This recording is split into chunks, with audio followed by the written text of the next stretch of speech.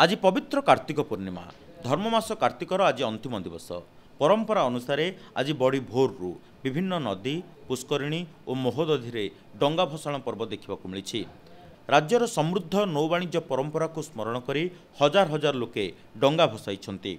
उत्कलीय परंपरा आज दिवस विशेष महत्व रही। श्रीमंदिर आज महाप्रभु अवकाश पूजा पर सुनावेश बा राजराजेश्वर वेश दर्शन देवे।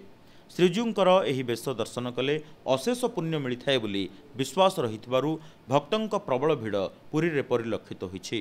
नरेंद्र पुष्करिणी रे भोरु हजार हजार लोके डंगा भसाई। समुद्र कूल रे लक्षाधिक लोक बुड़ पकाउछन्ति। आज कार्तिक पूर्णमी रे समस्त पृथ्वीवासी सहित भारतवासी और आम ओडिशावासी स्पेशली समस्त शुभकामना और शुभेच्छा। आउ ए कार्तिक मास आम सबुठ पवित्र आउ श्री महाविष्णुंकर पवित्र पावन मास आउ समस्त हिंदू और समस्त भारतवासी आपको पालन करती। आउ पूरा भारत रे भी मु देखी सबुठी।